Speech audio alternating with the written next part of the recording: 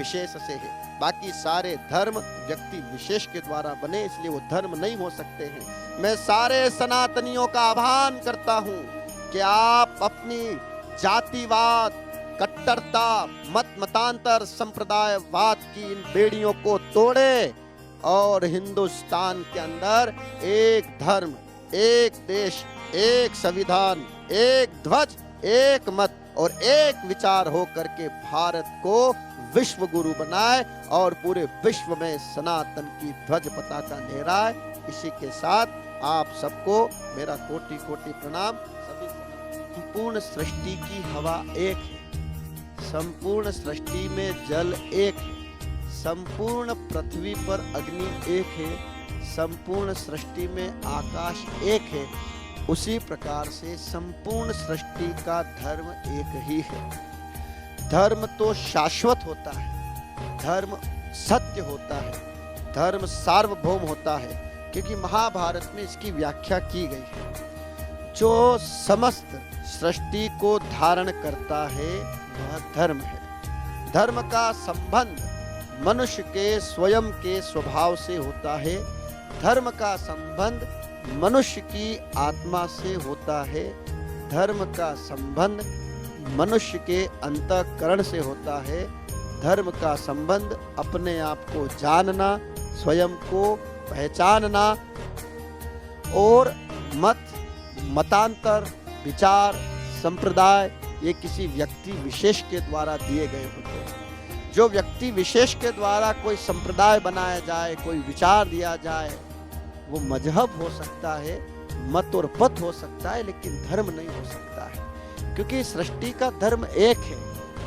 धर्म का संबंध व्यक्ति की आत्मा से होता है और आत्मा का संबंध उस चेतन शक्ति से होता है, उस चेतना से होता है। और उस चेतन शक्ति के द्वारा व्यक्ति अपने कर्म, आचरण, व्यवहार, सिद्धांत पर चल करके जीवन को आदर्शमय जीता है, चरित्रवान जीता है। और इस स्वभाव को जिसने जान लिया, सृष्टि के नियमों को जिसने जान लिया, वो धर्म है, वो धार्मिक है।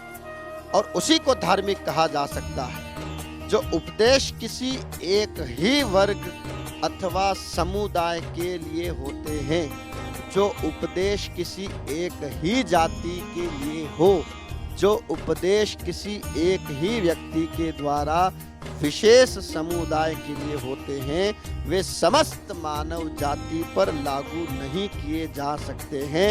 इसलिए उसको धर्म नहीं कहा जा सकता है। उसे संप्रदाय कह सकते हैं, मतांतर कह सकते हैं, वाद कह सकते हैं, मजहब कह सकते हैं, लेकिन धर्म नहीं। ये सभी मजहब, संप्रदाय अपनी संकीर्णता के कारण धर्म के मूल स्वरूप को ही विकृत कर देते हैं, क्योंकि अपनी मान्यता को जो विशेष महत्व देता है, केवल अपनी मान्यता को श्रेष्ठ मानता है और अपनी मान्यता को ही सबसे श्रेष्ठ साबित करने के लिए किसी भी हद तक जो जाता है वो धार्मिक नहीं हो सकता है। धर्म तो करुणा सिखाता है, धर्म प्रेम सिखाता है, धर्म दया सिखाता है, धर्म आचरण सिखाता है, धर्म जीवन जीने की एक कला का नाम है। धर्म पूरी सृष्टि को एक ही दृष्टि से देखता है। धर्म में ना तो भिन्नता होती है, ना भेदभाव होता है। धर्म कभी झगड़ा नहीं सिखाता है, धर्म कभी आतंकवाद नहीं सिखाता है, धर्म कभी धर्मांतरण करना नहीं सिखाता है। धर्म कभी भी किसी भी स्थिति में लड़ने झगड़ने की शिक्षा नहीं देता है। इसीलिए मेरा मानना है कि विश्व का सबसे प्राचीन श्रेष्ठ अगर कोई धर्म है, सृष्टि का अगर कोई धर्म है, तो वो सनातन है। सनातन का अर्थ ही यही है कि जो सत्य है, सार्वभौम है, शाश्वत है, परंपरागत तरीके से जो चला आ रहा है, वो सनातन है। और इस दृष्टि से यदि देखा जाए तो पूरा विश्व सनातनी है, क्योंकि इस विश्व की जो हवा है, जो जल है, जो पृथ्वी है, आकाश है, वनस्पति, आयुर्वेद, वो सब सनातनी है। क्योंकि सनातन का अर्थ ही यही है, जो परंपरागत तरीके से, प्रभु श्री राम, भगवान श्री कृष्ण, महावीर, बुद्ध, ये सब के सब सनातन के उपदेश लेकर के धरती पर आए और अपने अपने जीवन को आदर्श और चरित्रवान तरीके से जी करके सनातन को श्रेष्ठता प्रदान करके गए। धर्म ज्ञान है, धर्म विज्ञान है, धर्म भक्ति है, धर्म शक्ति है, धर्म विकास है, धर्म प्रगति है, धर्म अनुशासन है, धर्म साधना है, धर्म साध्य है, धर्म साधन है, धर्म उपासना है, धर्म श्रद्धा है, धर्म आस्था है, धर्म जोड़ने की विधि है, धर्म समग्र का जोड़ है, धर्म सृष्टि का नियम है, धर्म योग है, धर्म जीवन है, धर्म भोग है, धर्म ही त्याग है, धर्म प्रकृति है, धर्म कर्तव्य है, धर्म पुरुषार्थ है, धर्म ही कर्म है, धर्म विचार है, धर्म संपन्नता है, धर्म नैतिकता है, धर्म जीवन का आदर्श है, धर्म अहिंसा है, धर्म प्रेम है, धर्म करुणा है, धर्म दया है, धर्म अनुशासन है, धर्म मित्रता है, धर्म संयोग है, धर्म क्षमा है और धर्म ही मानवता है। और ये सारे के सारे गुण, ये सारी की सारी विशेषताएं केवल और केवल सनातन में है, क्योंकि सनातन ने हमको सिखाया कि सूर्य भी देवता है। सनातन ने पूरे विश्व को सिखाया कि नदियां माँ के समान है। सनातन ने हमें सिखाया कि जीव मात्र में भगवान है। सनातन ने कहा कि पहाड़ों की पूजा करो, ये देवता के समान है। सनातन ने हमें माता पिता गुरु की भक्ति सिखाई है। सनातन ने ज्ञान और विज्ञान सिखाया है। सनातन ने कहा कि पशुओं में भी तुम ईश्वर का अनुभव करो।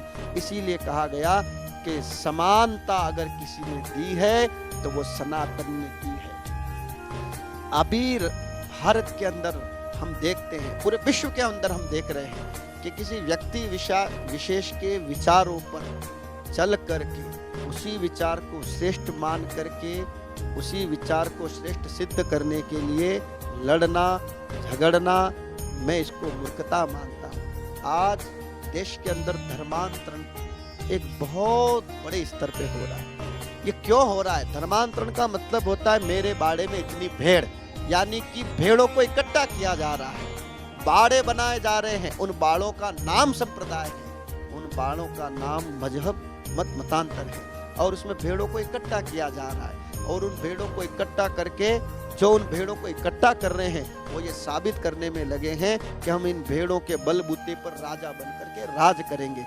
ये धर्म नहीं है। धर्म तो जीवन का एक ऐसा संगीत है जो कभी भी बेसुरा नहीं बजता है। यदि उसको बजाने वाला कलाकार हो तो वो तो आनंद का स्वर देता है, आनंद का संगीत देता है।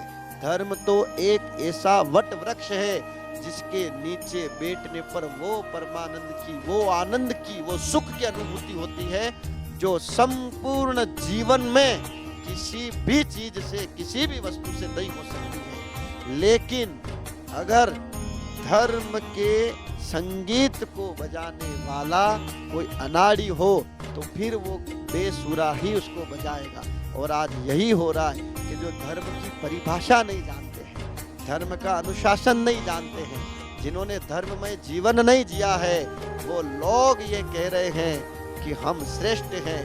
तो मैं ये कहूँगा कि धर्म का शासन और धर्म का आसन यही इस विश्व में है, इसके अलावा कुछ भी नहीं है।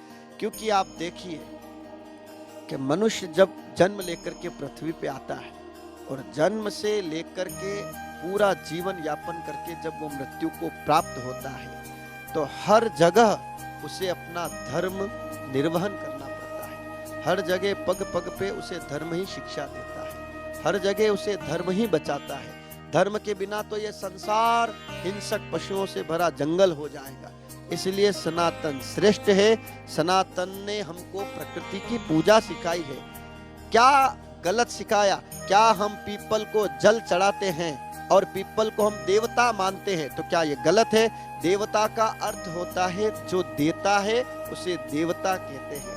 अग्नि हमें देती है, वायु हमें प्राण देती है, जल हमें जीवन देता है, नदियां हमारे लिए जीवन दायिनी है, आयुर्वेद औषधियां हमारे लिए जीवन दायिनी है, गौ माता का दूध हमारे लिए अमृत के समान है, वो भी जीवन दायिनी है। जीवन को प्राप्त होने वाली हर वो वस्तु जो हमें प्रकृति के द्वारा प्राप्त होती है उसको हम देवता मानते हैं। मनुष्य के जीवन में जो कुछ भी आता है वो प्रकृति के द्वारा आता है। इसीलिए सनातन ने हमको प्रकृति की पूजा सिखाई। सनातन ने हमको सूर्य को भी उपासक और उपासना के माध्यम से भगवान का दर्जा दिया। सनातन ने हमको चंद्रमा को देवता के रूप में पूजना सिखाया। सनातन ने हमको अपने माता पिता के अंदर भी भगवान का दर्जा सिखाया। सनातन ने गुरु के अंदर भी भगवान का दर्जा हमें दिखाया। तो सनातन ने तो हमेशा ये घोषणा करी है कि सृष्टि का प्रत्येक जीव भगवान का अंश है। पूरी सृष्टि भगवानमय है। पूरी सृष्टि को एक पूरे विश्व को एक मूर्ति के रूप में सनातन ने हमें पूजना सिखाया है। और आज मैं ये दावे के साथ कह सकता हूँ कि पूरे विश्व का प्राणी और उसकी आत्मा सनातनमय है। और हमें बड़ा गौरव है कि हम ऐसी धरती पर जन्म लेकर के आए, ऐसे देश के अंदर हम पैदा हुए जहाँ की धरती सनातनमय है। मैं ये मानता हूँ कि भगवान श्री राम जिन्होंने हमें आदर्श और मर्यादा का पाठ पढ़ाया वो हमारे राष्ट्र के पिता हैं, जिन्होंने प्रजा का पालन करके एक आदर्श की स्थापना करी। और उन्हीं भगवान श्री राम के हम सब वंशज हैं और वही भगवान श्री राम की मूर्ति हम सबके हृदय में विद्यमान है। इसलिए हमें गर्व होना चाहिए कि एक ऐसे आदर्श और चरित्रवान राजा की हम संतान है, ऐसे महापुरुष की हम संतान है। मैं तो मानता हूँ कि दिल्ली की संसद में भी भगवान श्री राम कार्य और संसद को चालू करने से पहले भगवान श्री राम की रामचरितमानस का पाठ करना चाहिए, क्योंकि लोकतंत्र का सबसे बड़ा मंदिर संसद को माना जाता है। और आज हम देखते हैं कि उस संसद के अंदर गाली गलौज होते हैं, अपशब्द बोले जाते हैं। अरे वो तो लोकतंत्र का मंदिर है। और वहां अगर प्रभु श्री राम की चौपाई से अगर उस संसद की शुरुआत हो, भगवा ध्वज उसके ऊपर लहराया जाए, तो फिर देखिए भारत के अंदर राम राज्य आएगा। इसलिए मेरा ये मानना है कि प्रभु श्री राम के द्वारा स्थापित नियम और प्रभु श्री राम के द्वारा स्थापित आदर्श भारत का महत्वपूर्ण आदर्श है। रामायण और गीता ये हमारे भारत की श्रेष्ठ संस्कृति रही है। और आप सबसे बड़ी बात ये देखिए कि सनातन किसी व्यक्ति विशेष के द्वारा बनाया गया नहीं है। सनातन के अंदर कोई भी महापुरुष ये दावा नहीं करता है कि हमने सनातन की स्थापना करी है। इसलिए सनातन तो सबकी पूजा करता है, सबको स्वीकार करता है। ये तो एक समंदर की तरह है। इसलिए सभी सनातनियों को गर्व होना चाहिए। ये ध्यान रहे कि देश में ज्ञान और विज्ञान, भूगोल हो चाहे रसायन, ये सब के सब ज्ञान सनातन ने दिए हैं। हमारी आत्मा सनातन है, हमारी रग रग सनातन है, हमारा रक्त सनातन है, हमारी वाणी सनातन है, हमारे विचार सनातन है। और जो कुछ भी सृष्टि में हमें दिखाई दे रहा है वो सब सनातन है। इसलिए मैं यही निवेदन राष्ट्र की जनता से करूंगा, मैं यही निवेदन सनातनियों से करूंगा कि एक ऐसे राष्ट्र का निर्माण हो जिसमें कोई मतभेद ना हो। एक देश, एक संविधान, एक ध्वज, एक विचार, एक मत और एक सनातन के साथ नए राष्ट्र का निर्माण हो।